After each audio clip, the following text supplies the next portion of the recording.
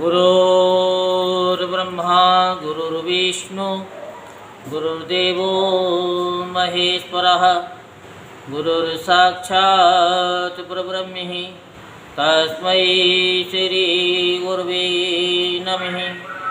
ओं गजाननं भूतगणाधिसेवितं कपितजम्बुफलचारुभक्षणं उमासुतं सौम्यनासिकार्कं नमामि विघ्नेश्वरपादपङ्कजं। सच्चिदानन्दरूपाय विश्वोत्पत्त्यादिहेतवे तापत्रे विनाशाय श्रीकृष्णाय वयं नमः। अब हम आपको श्रीमद् भागवत महापुराण के 10वें स्कंद का 74वां अध्याय सुनाते हैं, जिसमें भगवान की अग्नि पूजा और शिशुपाल का उद्धार। तो आप सभी मन को एकाग्र करते हुए शांतिपूर्वक श्रवण करेंगे और धर्म लाभ प्राप्त करेंगे। श्री सुखदेव जी कहते हैं, परीक्षित, धर्मराज युधिष्ठिर जरासंध का वध और सर्वशक्तिमान भगवान श्री कृष्ण की अद्भुत महिमा सुनकर बहुत प्रसन्न हुए और उनसे बोले। धर्मराज युधिष्ठिर ने कहा, सच्चिदानंद स्वरूप श्री कृष्ण त्रिलोकी के स्वामी ब्रह्मा, शंकर आदि और इंद्रियादि लोग सब आपकी आज्ञा पाने के लिए तरसते रहते हैं, और यदि वह मिल जाती है तो बड़ी श्रद्धा से उसको श्रेयोधार्य करते हैं। अनंते हम लोग तो अत्यंत दीन परंतु मानते हैं अपने को भूपति और नरपति। ऐसी स्थिति में है तो हम दंड के पात्र, परंतु आप हमारी आज्ञा स्वीकार करते हैं और उसका पालन करते हैं। सर्वशक्तिमान कमलनयन भगवान के लिए ये मनुष्य लीला का अभिन्न मात्र है। जैसे उदय अथवा अस्त के कारण सूर्य के तेज में घटती या बढ़ती नहीं होती, वैसे ही किसी भी प्रकार के कर्मों से न तो आपका उल्लास होता है और न तो राशि ही, क्योंकि आप सजातीय विजातीय और स्वगत भेद से रहित स्वयं पर ब्रह्म परमात्मा है। किसी से पराजित न होने वाले माधव, ये मैं हूँ और ये मेरा है तथा ये तो और ये तेरा, इस प्रकार की विकार युक्त भेद बुद्धि तो पशुओं की होती है। जो आपके अनन्य भक्त हैं उनके चित्त में ऐसे पागलपन के विचार कभी नहीं आते, फिर आप में तो होंगे ही कहाँ से। इसलिए आप जो कुछ कर रहे हैं वे लीला ही लीला है। श्री सुखदेव जी कहते हैं, परीक्षित, इस प्रकार कहकर धर्मराज युधिष्ठिर ने भगवान श्री कृष्ण की अनुमति से यज्ञ के योग्य समय आने पर यज्ञ के कर्मों में निपुण वेदवादी ब्राह्मणों को ऋत्विज आचार्य आदि के रूप में वर्ण किया। उनके नाम हैं इस प्रकार, श्री कृष्ण द्वैपायन, व्यासदेव, भरद्वाज, सुमंतो, गौतम, असित, वशिष्ठ, चमन, कणव, मैत्रेय, कवश, तीर्थ, विश्वामित्र, वामदेव, सुमति, जैमिनी, क्रतु, पैल, पाराशर, गर्ग, वैशंपायन, अथर्वा, कश्यप, धौम्य, परशुराम, शुक्राचार्य, आश्वरी, वितिहोत्र, मधुच्छंदा, वीरसेन और अकृतव्रण। इनके अतिरिक्त धर्मराज ने द्रोणाचार्य, भीष्म पितामह, कृपाचार्य, धृतराष्ट्र और उनके दुर्योधन आदि पुत्रों और महामति विदुर आदि को भी बुलवाया। राजन राष्ट्रीय यज्ञ का दर्शन करने के लिए देश के सब राजा, उनके मंत्री तथा कर्मचारी, ब्राह्मण, क्षत्रिय, वैश्य, शूद्र सब के सब वहाँ आए। इसके बाद ऋत्विज ब्राह्मणों ने सोने के हलों से यज्ञ भूमि को जुतवाकर राजा युधिष्ठिर को शास्त्र अनुसार यज्ञ की दीक्षा दी। प्राचीन काल में जैसे वरुण देव के यज्ञ में सबके सब यज्ञ पात्र सोने के बने हुए थे, वैसे ही युधिष्ठिर के यज्ञ में भी थे। पांडुनंदन महाराज युधिष्ठिर के यज्ञ में निमंत्रण पाकर ब्रह्मा जी, शंकर जी, इंद्र आदि लोकपाल अपने गणों के साथ सिद्ध और गंधर्व, विद्याधर, नाग, मुनि, यक्ष, राक्षस, पक्षी, किन्नर, चारण, बड़े बड़े राजा और रानियां ये सभी उपस्थित हुए। सबने बिना किसी प्रकार के कौतूहल के ये बात मान ली कि राजसूय यज्ञ करना युधिष्ठिर के योग्य ही है, क्योंकि भगवान श्री कृष्ण के भक्त के लिए ऐसा करना कोई बहुत बड़ी बात नहीं है। आप लोग भी इस यज्ञ को कर सकते हैं, राजसूय यज्ञ हाँ कर सकते हैं, बताएंगे कथा के बाद। उस समय देवताओं के समान तेजस्वी याजकों ने धर्मराज युधिष्ठिर से विधि पूर्वक राजसूय यज्ञ कराया, ठीक वैसे ही जैसे पूर्व काल में देवताओं ने वरुण से करवाया था। सोमलता से रस निकालने के लिए महाराज युधिष्ठिर ने अपने परम भाग्यमान याजकों और यज्ञ कर्म की भूल चूक का निरीक्षण करने वाले सद स्पतियों का बड़ी सावधानी से विधि पूर्वक पूजन किया।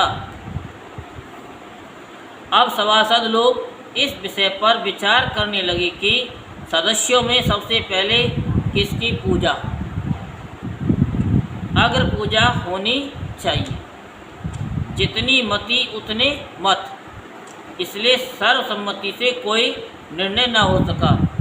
ऐसी स्थिति में सहदेव ने कहा, यदुवंश शिरोमणि भक्त वत्सल भगवान श्री कृष्ण ही सदस्यों में सर्वश्रेष्ठ हैं और अग्र पूजा के पात्र हैं, क्योंकि यही समस्त देवताओं के रूप में है और देश काल धन आदि जितनी भी वस्तुएं हैं उन सब के रूप में भी ये ही है। ये सारा विश्व श्री कृष्ण ही रूप है। क्या समस्त यज्ञ भी श्री कृष्ण स्वरूप ही है। भगवान श्री कृष्ण ही अग्नि, आहुति और मंत्रों के रूप में है। ज्ञान मार्ग और कर्म मार्ग, ज्ञान मार्ग और कर्म मार्ग, कर्म जो हाथ से किया जाता है, ये दोनों भी श्री कृष्ण के प्राप्ति के ही हेतु हैं। सभासदों, मैं कहाँ तक वर्णन करूँ। भगवान श्री कृष्ण वह एक रस अद्वितीय ब्रह्म है, जिसमें सजातीय, विजातीय और स्वगत भेद नाम मात्र का भी नहीं है, कोई भेदभाव नहीं है। ये संपूर्ण जगत उन्हीं का स्वरूप है, संपूर्ण जगत उन्हीं का ही स्वरूप है। वे अपने आप में ही स्थित और जन्म, अस्तित्व, वृद्धि आदि 6 भाव विकारों से रहित हैं। वे अपने आत्म स्वरूप संकल्प से ही जगत की सृष्टि, पालन और संहार करते हैं। संकल्प समझते हो ना? मन से भाव, सोचने मात्र से, उसको बोलते हैं संकल्प। कि मन में विचार किया और जो चाहा वो प्रकट कर दिया। तो जगत की सृष्टि, पालन और संहार ये सब सोचने मात्र से, हो जाता। सारा जगत श्री कृष्ण के ही अनुग्रह से अनेकों प्रकार के कर्म का अनुष्ठान करता हुआ धर्म अर्थ काम और मोक्ष रूप पुरुषार्थों का संपादन करता है, क्योंकि सबको धर्म भी चाहिए, अर्थ भी चाहिए और काम भी चाहिए और मोक्ष भी चाहिए, चारों चीज़ बताया ना कि जो भगवान का नाम लेते उन्हें चारों फल मिल जाते हैं। समझा रखा है ना। इसलिए सबसे महान भगवान श्री कृष्ण ही अग्र पूजा होनी चाहिए। इनकी पूजा करने से समस्त प्राणियों की तथा अपनी भी पूजा हो जाती है, प्राणियों की भी हो जाती है और अपनी भी हो जाती है। जो अपने दान धर्म को अनंत भाव से युक्त करना चाहता हो उसे चाहिए कि समस्त प्राणियों और पदार्थों के अंतरात्मा भेदभाव रहित परम शांत और परिपूर्ण भगवान श्री कृष्ण को ही दान करे। परीक्षित सहदेव भगवान की महिमा और उनके प्रभाव को जानते थे। इतना कहकर वे चुप हो गई। उस समय धर्मराज युधिष्ठिर की यज्ञ सभा में जितने सत्पुरुष उपस्थित थे सबने एक स्वर से बहुत ठीक कहकर सहदेव की बात का समर्थन किया। धर्मराज युधिष्ठिर ने ब्राह्मणों की ये आज्ञा सुनकर तथा सभासदों का अभिप्राय जानकर बड़े आनंद से प्रेमोद्रेक से विहल होकर भगवान श्री कृष्ण की पूजा की। अपनी पत्नी, भाई, मंत्री और कुटुंबियों के साथ धर्मराज युधिष्ठिर ने बड़े प्रेम और आनंद से भगवान के पांव पखारे तथा उनके चरण कमलों का लोक पावन जल अपने सिर पर धारण किया। उन्होंने भगवान को पीले पीले रेशमी वस्त्र और बहुमूल्य आभूषण समर्पित किए। उस समय उनके नेत्र प्रेम और आनंद के आंसुओं से इस प्रकार भर गए कि वे भगवान को भली भांति देख भी नहीं सकते थे। यज्ञ सभा में उपस्थित सभी लोग भगवान श्री कृष्ण को इस प्रकार पूजित सत्कृत देखकर हाथ जोड़े हुए नमो नमः, जय जय इस प्रकार के नारे लगाकर उन्हें नमस्कार करने लगे। उस समय आकाश से स्वयं ही पुष्पों की वर्षा होने लगी। परीक्षित अपने आसन पर बैठा हुआ शिशुपाल ये सब देख सुन रहा था। भगवान श्री कृष्ण के गुण सुनकर उसे क्रोध आया और वह उठकर खड़ा हो गया। वह भरी सभा में हाथ उठाकर बड़ी असहिष्णुता किंतु निर्भयता के साथ भगवान को सुनाकर अत्यंत कठोर बातें करने लगा। सभासदों, श्रुतियों का ये कहना सर्वदा सत्य है कि काल ही ईश्वर है। लाख चेष्टा करने पर भी वह अपना काम करा ही लेता है। इसका प्रत्यक्ष प्रमाण हमने देख लिया कि यहाँ बच्चों और मूर्खों की बात से बड़े बड़े वयोवृद्ध और ज्ञान वृद्धों की बुद्धि भी चकरा गई है। पर मैं मानता हूँ कि आप लोग अग्र पूजा के योग्य पात्र का निर्णय करने में सर्वदा समर्थ हैं। इसलिए सदपति आप लोग बालक सहदेव की ये बात ठीक न माने कि कृष्ण ही अग्र पूजा के योग्य है। यहाँ बड़े बड़े तपस्वी विद्वान वृद्धारी ज्ञान के द्वारा अपने समस्त पाप तापों को शांत करने वाले परम ज्ञानी परम ऋषि ब्रह्मनिष्ठ आदि उपस्थित हैं, जिनकी पूजा बड़े बड़े लोकपाल भी करते हैं। यज्ञ की भूल चूक बतलाने वाले उन सदस्यपतियों को छोड़कर ये कुल कलंक वाला भला अग्र पूजा का अधिकारी कैसे हो सकता है? क्या कौवा कभी यज्ञ के पुरोडास का अधिकारी हो सकता है? न इसका कोई वर्ण है, न तो आश्रम कुल भी इसका ऊंचा नहीं है। सारे धर्मों से ये बाहर है। वेद और लोक मर्यादाओं का उल्लंघन करके मनमाना आचरण करता है। इसमें कोई भी गुण नहीं है। ऐसी स्थिति में ये अग्र पूजा का पात्र कैसे हो सकता है? आप लोग जानते हैं कि राजा ययाति ने इसके वंश को शाप दे रखा है, इसलिए सत्पुरुषों ने इस वंश का ही बहिष्कार कर दिया है। ये सब सर्वदा व्यर्थ मधुपान में आसक्त रहते हैं, फिर ये अग्र पूजा के योग्य कैसे हो सकते हैं? इन सब ने ब्रह्म ऋषियों के द्वारा सेवित मथुरा आदि देशों का परित्याग कर दिया और ब्रह्मवर्ष के विरोधी वेद चर्चा रहित समुद्र में किला बनाकर रहने लगे। वहाँ से जब ये बाहर निकलते हैं तो डाकुओं की तरह सारी प्रजा को सताते हैं। ये कौन कह रहा है?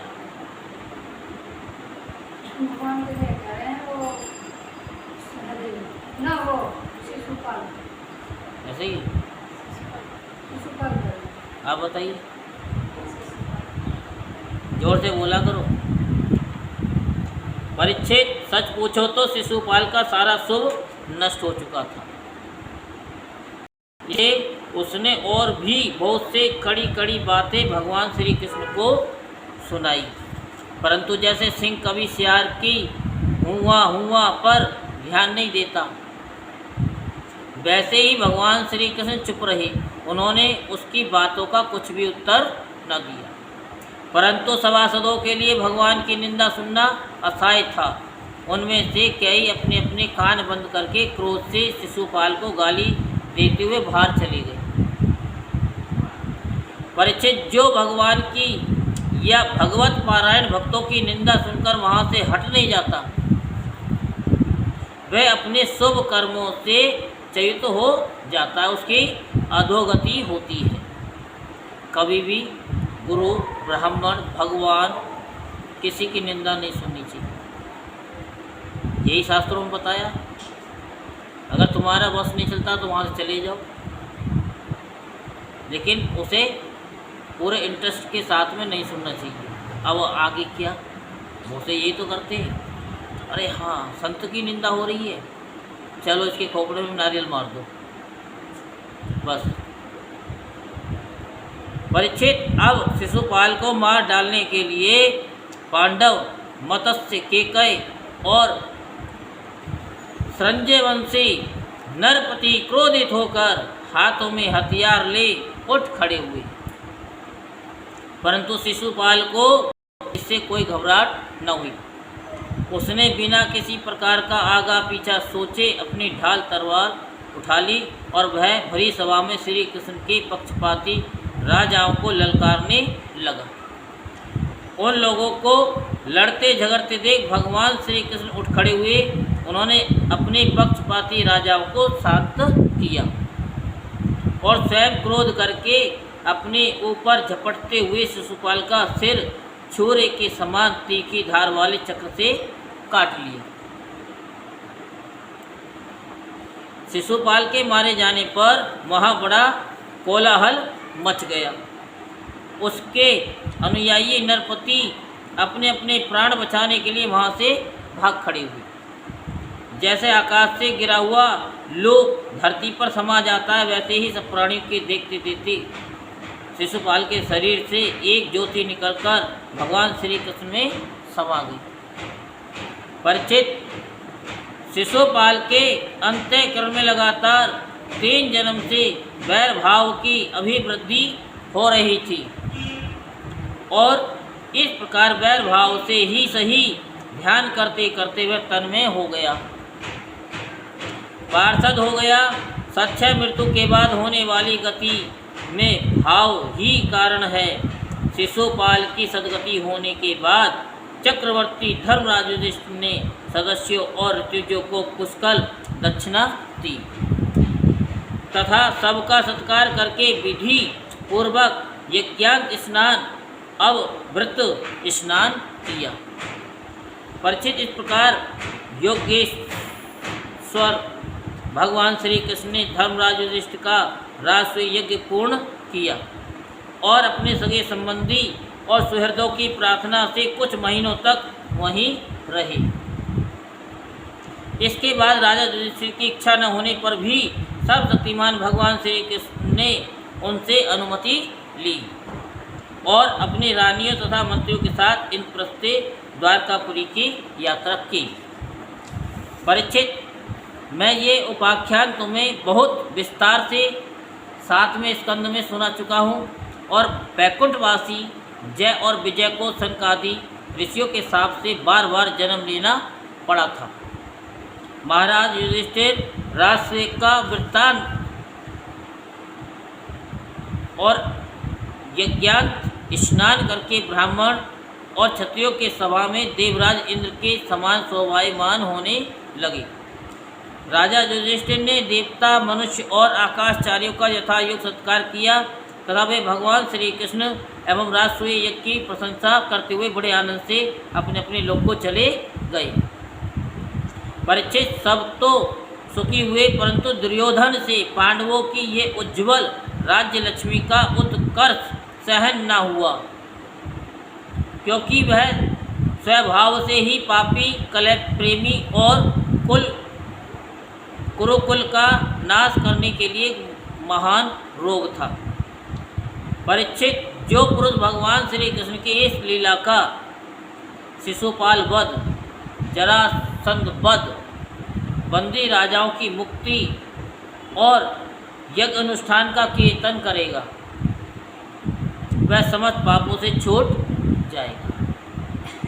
क्या बताया, क्या करना? कीर्तन करना है। और कीर्तन कैसे करोगे?